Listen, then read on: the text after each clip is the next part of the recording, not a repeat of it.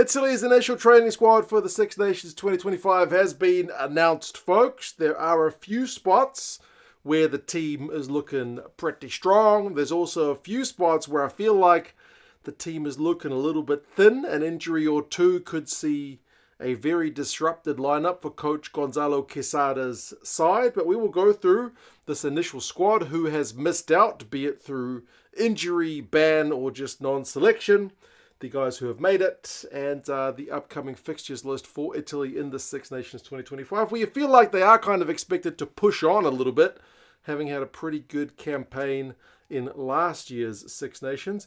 The props are largely, I think, pretty stable with Ferrari, Riccioni.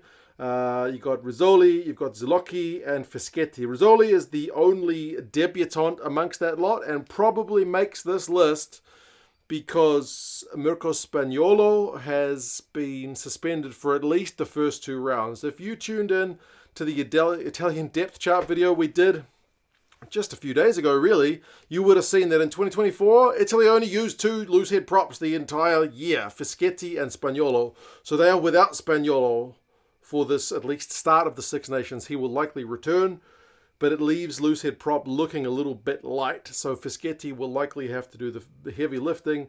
Zilocchi being back in is a bit of good news, but otherwise things are pretty stable. So the loosehead question in terms of who backs up Fischetti and how many minutes does he get, that's Rizzoli.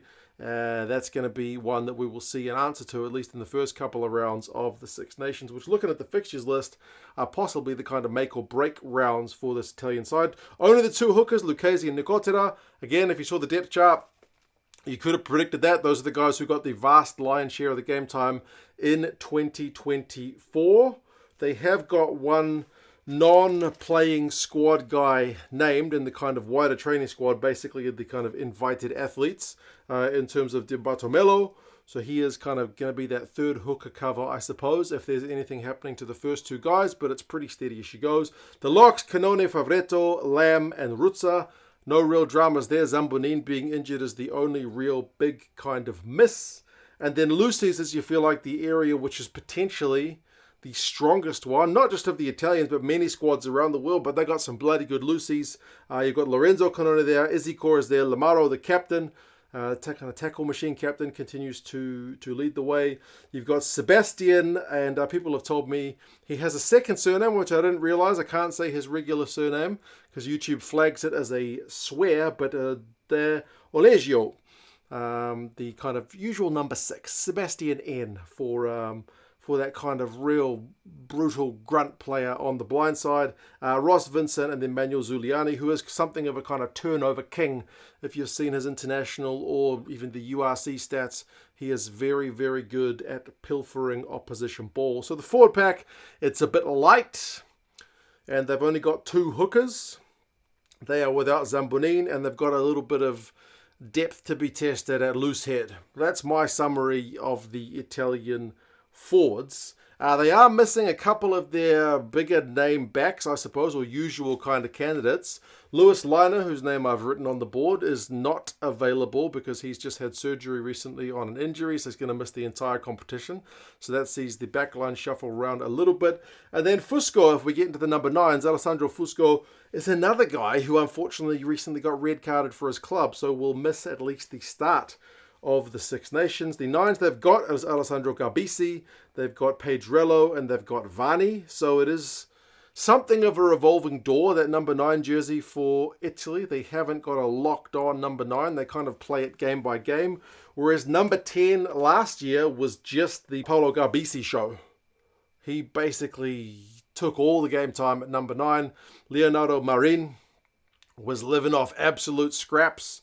And then Tommy Allen was essentially relegated to fullback. So they've got Allen, they've got Garbisi, and they've got Marin. But if it's anything like last year, it'll be Garbisi at 10. And then another area where they're looking a little bit thin is Brex and Menoncello in the midfield.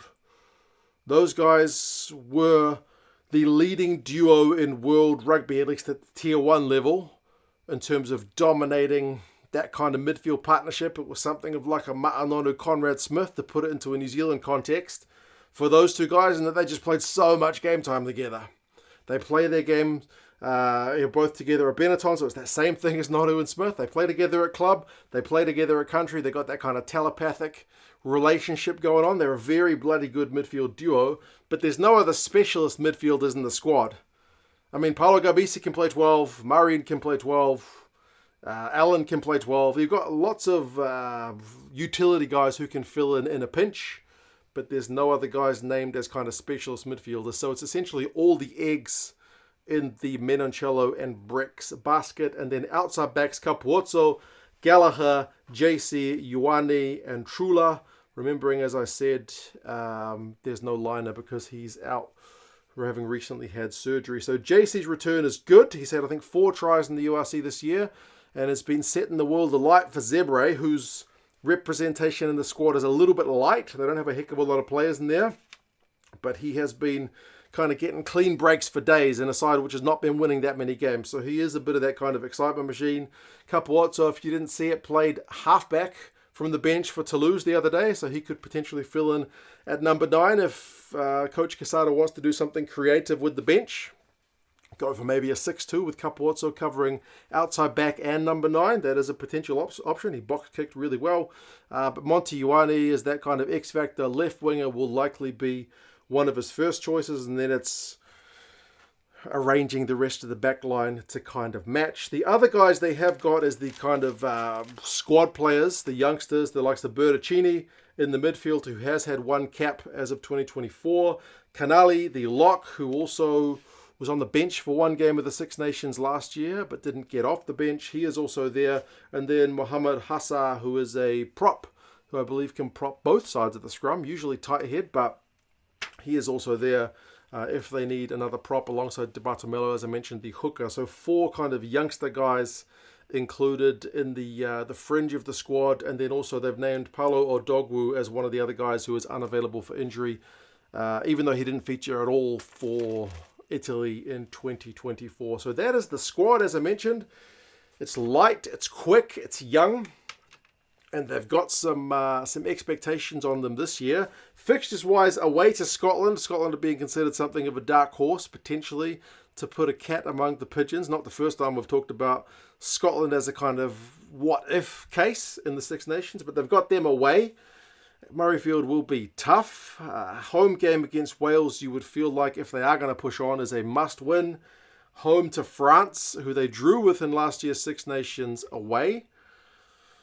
It seems tough because France, alongside Ireland, are the favourites, and then away to Twickenham against England, who they've never beaten, finishing up with home against Ireland. So whenever you look at Italy's fixtures, it does seem like an uphill battle. But hey, as I said, they've got to push on if they are going to do better than last year. They need to win some of those games, which they're going to go into as underdogs. I think they prefer being underdogs.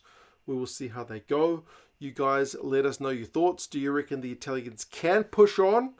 If you want a bit of context for the Italian squad from last year, feel free to check out the depth chart video where we went through position by position which guys got used. It was the most stable squad of any of the Tier 1 sides from last year. Quesada's got this core group and he doesn't vary it up too much. It's good to see he's got some youngsters who will be hopefully fed into the squad. But yeah, you guys let us know your thoughts, and I'll talk to you guys again soon. See you later.